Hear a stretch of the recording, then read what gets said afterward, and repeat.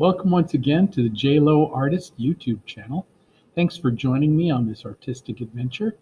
Today we'll be working with ink, pen and ink. So have your kneaded eraser, a number 2 or an HB pencil handy, and any type of ink that you would like to use. But make sure that it's archival, that it's permanent, that it's black, and a smooth ink. And let's start doing some ink drawing. The sphere is the basis of all forms when we're talking about values and everything. So go ahead and do a little sphere. And this doesn't have to be very big, about the size of an Oreo cookie. Let's go ahead and do the little ellipse that represents the cast shadow. So if you were to take the edge of the shadow here and there, and you were to line them up with the edge of your object, then you could tell where the light source was coming from. And so somewhere down in there we have a little light source. So you're going to have a little spot of light there. That's going to be your highlight. And then you've got your shadow core that's down in here somewhere. And this is just a little smiley face. You guys like Monsters Inc.? This is Mike Wazowski. His eye represents the highlight, and that core shadow represents his smile. So there's Mike Wazowski.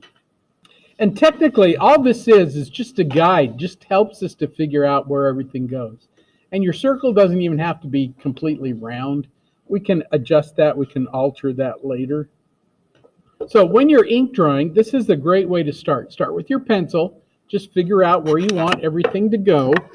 And it doesn't matter what you're drawing. Again, this could be an animal, it could be a building, it can be a car, it can be anything you want.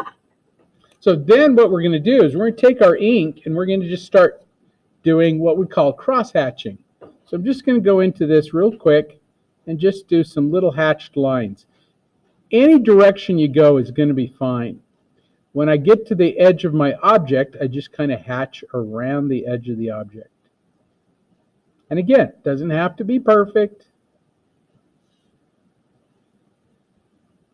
So we've already defined the edge of our object right there.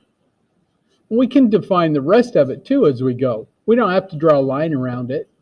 I'm going to go a little bit overboard. Oftentimes I'll draw an edge, but I want you to see that you don't have to draw edges. The edges take care of themselves. So that little line that goes around everything that we normally draw, we're not going to do that. We're just going to leave it alone. Now what I'm going to do is, normally I'm used to doing something like this. I'm just going to turn my hand up and I'm going to go the other way. This is called cross-hatching. And you can even go over the other lines, you know, a little bit longer than they were. And again, when you come to your object, you just leave it out.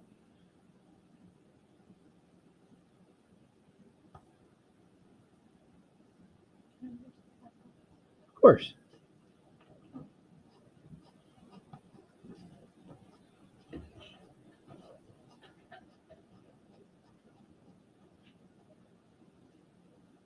So this is just simply done. There's no pressure here. You can even do it in circles if you want. So now what I'm going to do is I'm going to do what we call contour line. Contour is where you kind of fill the object, you kind of curve around the object. And if you're thinking about a sphere, something that's round like this, you think, well, if it's round, everything's got to be round. And as it comes this way, it kind of straightens up. And then as it comes the other way, it curves the other way. And it'll give you the illusion that that object is round. So as I go through the cross-hatching, this way was just flat because it's sitting on a flat surface. But one of the rules of value is the shape of the shadows reveals the shape of the form.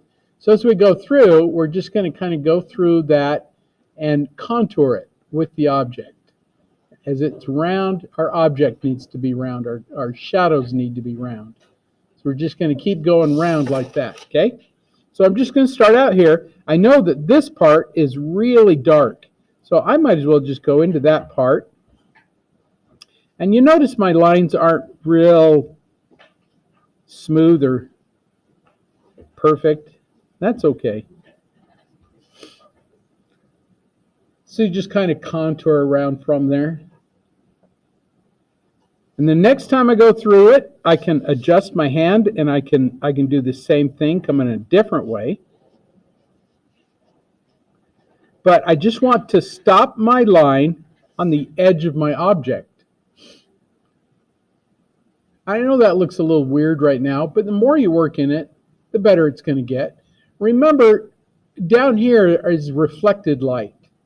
So we don't want to put too much line in there. We can always add more later. You can also come in, and if you wanted to make that a little darker, you can come just at a little different angle and come through and add some more to it. And the more line you add, the darker the value. And also notice that I didn't draw a line around the shadow. I'm just letting that take care of itself.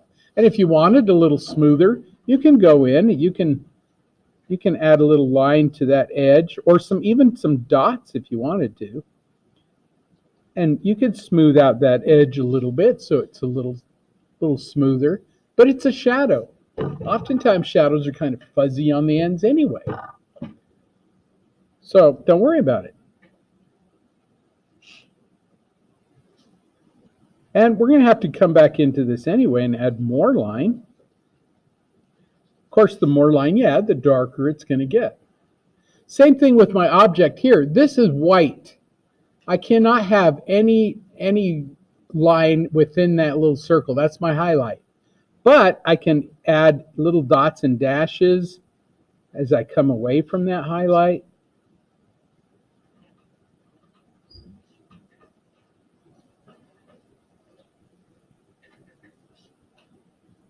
I can do little dots along the edge if I want, little dashes.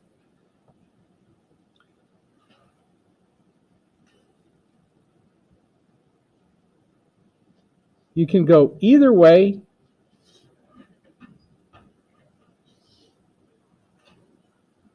And maybe I want my highlight to be a little less on the edges, so maybe I'm going to put a dot up in there. But somewhere up in there, I've got to stop and say, that is my highlight. And if you wanted to, you could put little dots along your edge just to remind you where that edge is.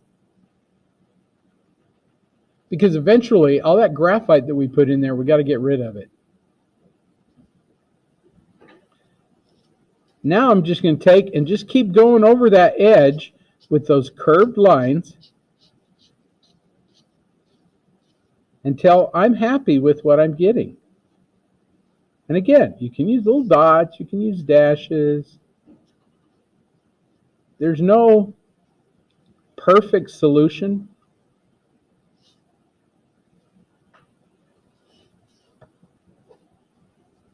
There are some that are better than others, but I don't know. It's always good to just try things.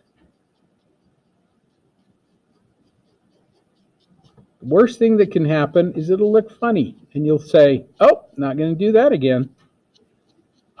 That's part of the learning process too, isn't it?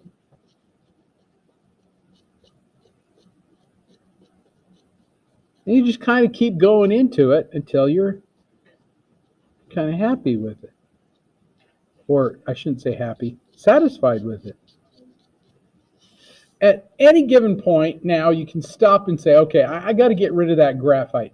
That graphite is bugging me. It kind of looks messy. It kind of looks a little dirty.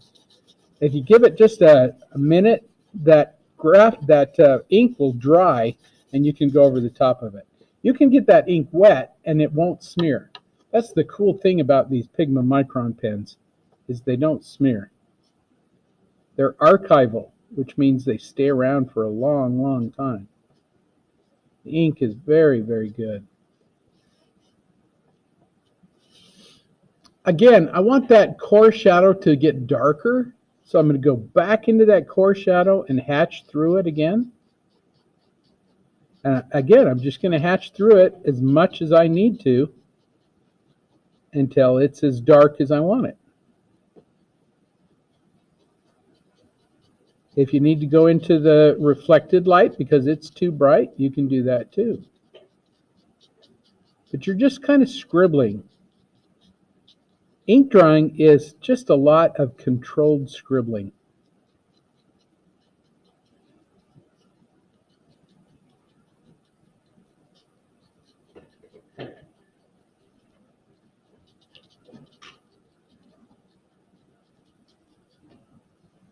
Don't draw a line around things. Just let it happen. Let it take care of itself. Here we've got a sphere and there's no line around it. If you think, I need a little darker edge, you can put that little darker edge in there. You can use little dots or dashes or whatever you need. Sometimes I'll just go in and in between the spots, I think, well, I need it a little darker. So I'll just go in between the spots and put little dots in there. But there's, like I say, I had a student teacher once that did everything with swirls.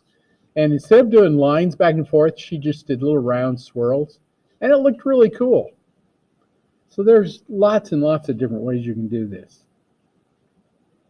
That cast shadow, I'm just going to go back into that cast shadow. And using lines, dots, dashes, this can be also very therapeutic.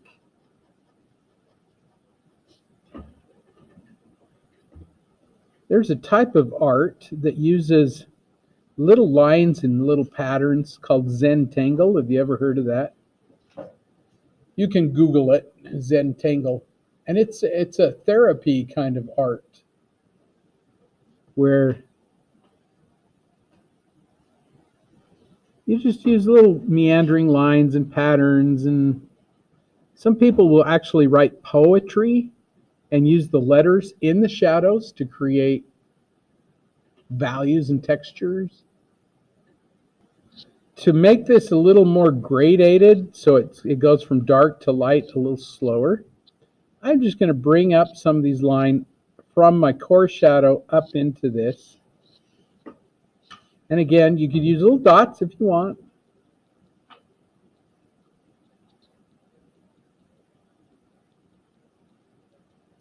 But the idea is just to make that values, your darks and your lights. You've got your reflected light, you've got your core shadow, your shadow edge, your light, your highlight, your cast shadow. And a whole, of course, would just be black. But we're not going to do the whole because we don't need to. You know what I'm talking about.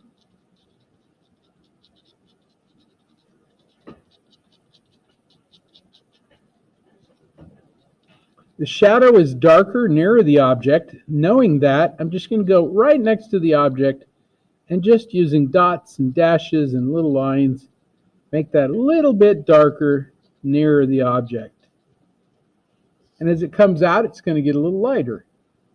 I can even come out to my edge and just put a few little dots and dashes just to make that edge feel a little lighter, if you want to. Not sure it's positively necessary. Okay, how's your sphere? Does it look right? That's okay.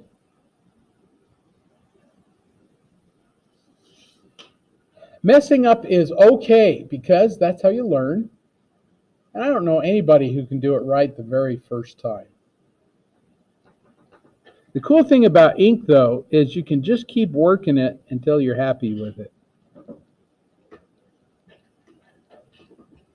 So sometimes all it takes is a little dot or a little dash.